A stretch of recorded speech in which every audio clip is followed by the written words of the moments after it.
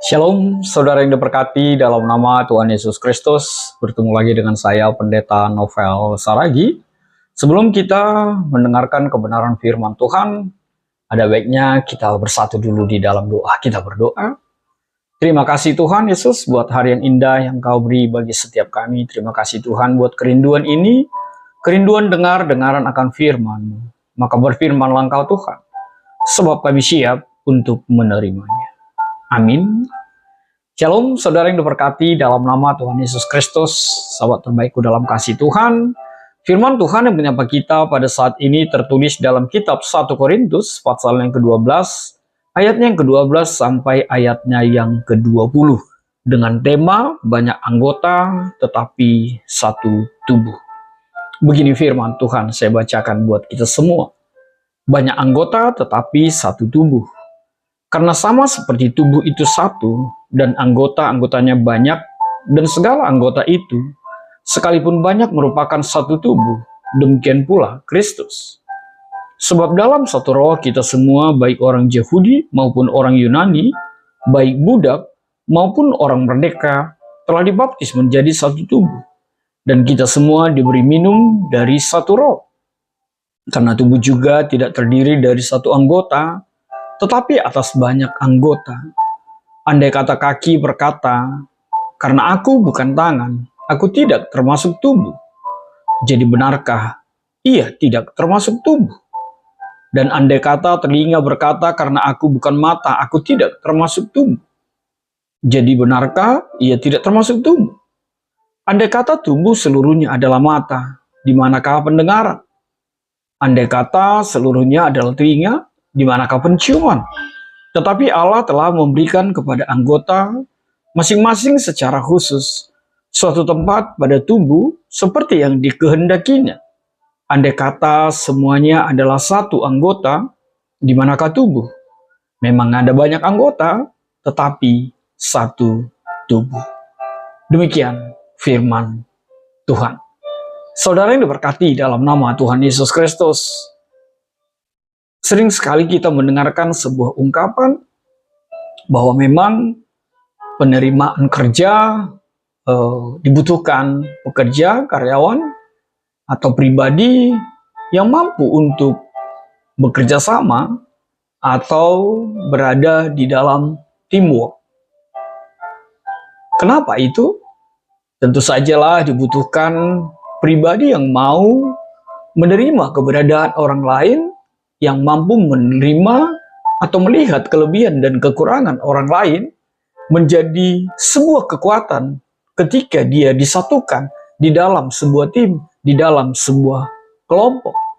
Walaupun mereka berbeda, walaupun mereka talenta karunia-Nya berbeda, tapi satu hal, dibutuhkan pribadi yang bisa bekerja sama sebagai teamwork.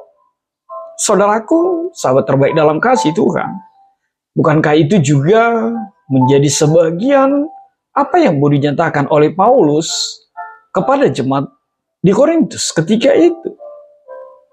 Paulus menulis surat ini di tahun 55 hingga 57 setelah Masehi, dan konteks historisnya memang berkaitan dengan situasi gereja atau jemaat Korintus yang menghadapi berbagai persoalan, berbagai masalah, termasuk situasi perpecahan, bahkan penyalahgunaan karunia-karunia rohani. Dan saudaraku, pada pasal ini, Paulus membahas tentang keberagaman, membahas tentang berbagai-bagai, tapi sejatinya adalah satu. Itu sebabnya dianalogikan seperti anggota tubuh. Saudara yang berkati dalam nama Tuhan Yesus Kristus, Korintus memang juga terdiri dari orang-orang yang baru menerima Injil, yang baru mengenal Injil, dan berada di dalam berbagai latar belakang, baik Yahudi maupun juga non-Yahudi. Dan kita tahu bahwa Korintus itu adalah kota yang besar, kota kosmopolitan, dengan beragam budaya, dan praktik-praktik keagamaan. Lalu mungkin kita bertanya, apa masalah di gereja Korintus ketika itu? Jemaat Korintus seperti yang saya sebut tadi menghadapi berbagai perpecahan, bahkan hal yang luar biasa. Adanya pribadi, adanya jemaat yang merasa lebih super, sombong, angkuh, bahkan di dalam penggunaan karunia-karunia rohani dalam kehidupan mereka. Akhirnya situasi yang terjadi, ada jemaat yang merasa lebih unggul karena karunia tertentu, dan tentu sebaliknya. Ada yang merasa tidak dihargai atau merasa tidak punya tempat di dalam jemaat itu. Itulah yang melatar belakangi nats ini dituliskan oleh Paulus ketika itu dan kepada kita juga saat ini. Artinya apa? Secara sederhana bisa disimpulkan bahwa 1 Korintus pasal 12 ayat 12 sampai ayat 20 ini mengajarkan penting sekali kesatuan itu. Kesatuan di dalam keragaman. Keragaman di dalam tubuh Kristus. Dan kita harus memahami bahwa setiap anggota memiliki peran dan karunia yang berbeda, namun saling bergantung dan tidak dapat dipisahkan. Dan dalam konteks historisnya, Paulus mau agar persoalan pergumulan di jemaat Korintus itu terselesaikan, sehingga tidak ada lagi perpecahan, bahkan kesombongan yang terjadi di antara mereka, terlebih kepada penggunaan karunia-karunia rohani. Maka saudaraku, sahabat terbaik dalam kasih Tuhan, apa yang menjadi penegasan nats melalui perikop kita pada saat ini? Hal yang pertama yang mau ditegaskan, yang diwakilkan oleh ayat 12 sampai ayat yang ke-14 itu, adanya kesatuan dalam keberagaman. Sejatinya Paulus mau menegaskan, meskipun ada banyak bagian tubuh Kristus, yaitu banyak orang dengan berbagai karunia dan fungsinya, tubuh Kristus tetap satu. Maka tidak ada anggota tubuh yang lebih penting dari yang lain. Masing-masing punya peran, dan peran itu sangat berarti. Lalu apa yang kedua yang mau ditegaskan? Setiap anggota memiliki peran yang penting. Bisa kita lihat di dalam ayat 15 sampai ayat yang ke-17 itu. Paulus menggunakan analogi tubuh manusia untuk menegaskan bahwa meskipun beberapa anggota tubuh mungkin merasa tidak penting, namun setiap bagian tubuh memiliki peran yang sangat esensial. Misalnya kaki atau tangan mungkin merasa tidak penting jika dibandingkan mata atau telinga. Tetapi tanpa kaki dan tangan, mereka juga tidak berfungsi dengan sempurna. Artinya, setiap anggota gereja punya karunia dan punya peran yang tak tergantikan di dalam membangun tubuh Kristus ini. Dan tidak ada yang lebih rendah atau merasa superior.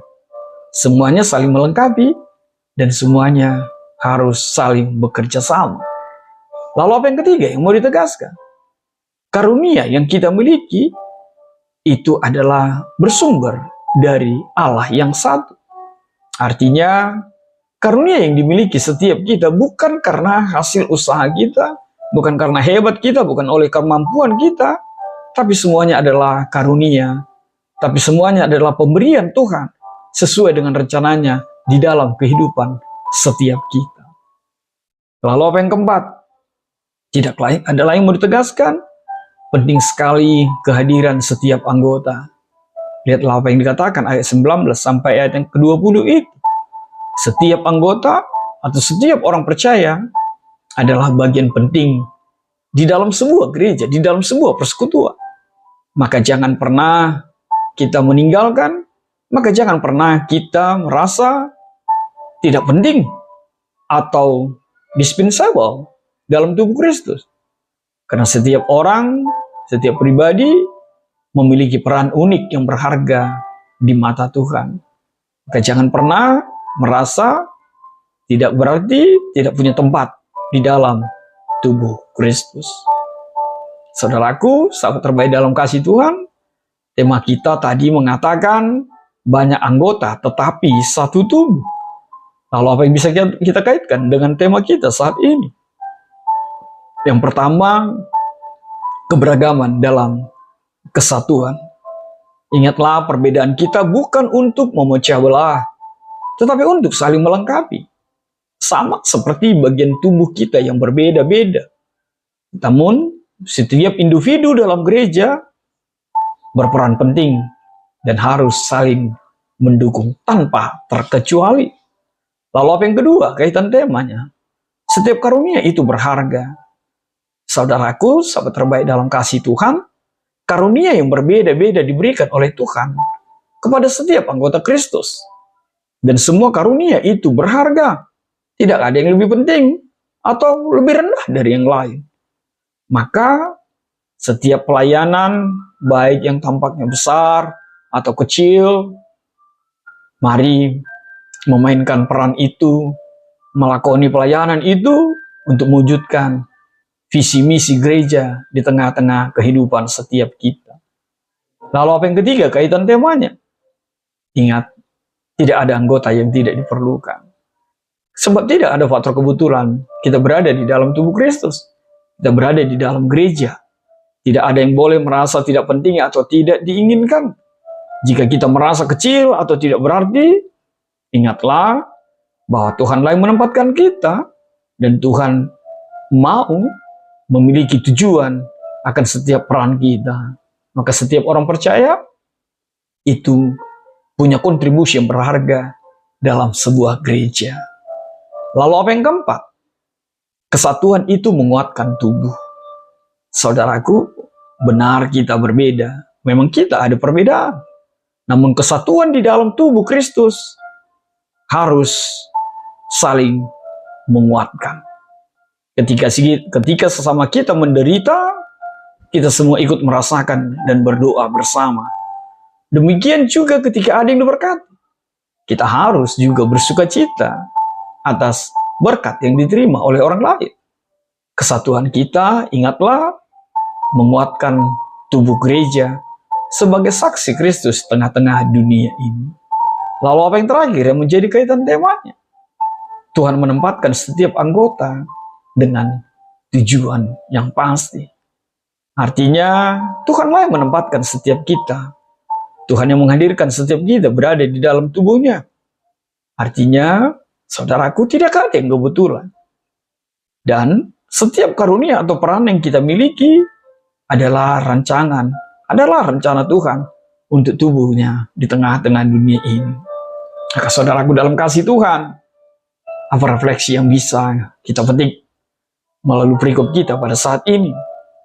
Hal yang pertama, hargailah keberagaman di dalam persekutuanmu, di dalam gerejamu. Kita hidup dalam dunia yang penuh dengan perbedaan. Maka hargailah keberagaman itu. Baik latar belakang, karunia, talenta, bahkan kemampuan dalam hal apapun. Gereja harus menjadi pionir. Gereja harus menjadi tempat di mana keberagaman itu dihargai. Maka saudaraku, mari saling menghargai di dalam setiap keperbedaan. Lalu apa yang kedua? Jagalah kesatuan dalam keragaman itu. Saudaraku dalam kasih Tuhan, sahabat terbaik dalam kasih Tuhan Yesus Kristus, ingatlah yang menghadirkan keragaman itu, keperbedaan itu adalah Allahmu, Yesus Tuhan kita. Maka jagalah keragaman itu. Jagalah keperbedaan itu. Kita harus menghindari perselisihan yang bisa merusak tubuh Kristus itu. Dan sebaliknya, kita harus selalu berusaha untuk saling memahami, saling bekerja sama, dan saling menghargai satu dengan yang lainnya. Lalu apa yang ketiga? Mari jalani peranmu dengan setia. Tidak ada yang kecil, tidak ada yang besar, atau bahkan lebih besar, atau yang super ketika melayani Tuhan. Tapi satu hal yang pasti, lakonilah peranmu, melayanilah dengan setia. Apapun itu. Mungkin contoh sederhana, jangan pernah menganggap rendah, menganggap remeh, ketika pekerjaanmu hanya mengumpulkan kolekte. Jangan pernah anggap remeh untuk itu. Itu juga bagian dari pelayanan. Bahkan jangan pernah menganggap sepele atau tidak berarti ketika engkau dipilih menjadi asar, penerima tamu, pemerhati. itu berharga di mata Tuhan. Satu hal yang pasti, lakonilah dengan setia. Lalu apa yang keempat? Jadilah pribadi yang saling mendukung sebagai bagian dari tubuh Kristus.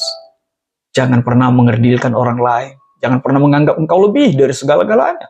Engkau yang layak, orang lain tidak. Saling mendukunglah dalam tubuh Kristus. Ingat, Tuhan tidak pernah memberikan hak bagimu untuk menilai orang lain. Jangan pernah menilai orang lain dengan akal pikiranmu sendiri. Ingat, hanya Tuhan yang berhak untuk menilai itu. Yang terbaik, saling mendukunglah dan tidak saling mencibir. Daripada mengutuki apa yang dilakukan oleh orang lain, lakukanlah pelayananmu sekecil apapun itu. Dan buat Yesus bangga atas pelayananmu. Lalu apa yang terakhir? Ingatlah, tidak ada faktor kebetulan untuk setiap kita.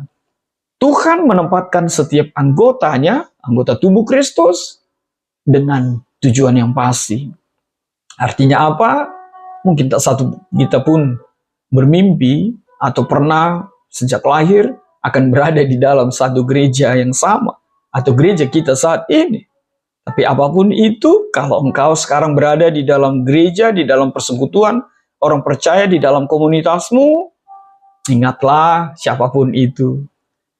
Ketika engkau Tuhan hadirkan di sana, Tuhan pasti punya tujuan untukmu. Melalui dirimu, pelayanan Tuhan itu semakin dimatangkan. Itu sebabnya mari kita bertanya kepada diri kita sendiri. Apakah kita sudah menerima dan menjalani peran yang Tuhan berikan untuk setiap kita?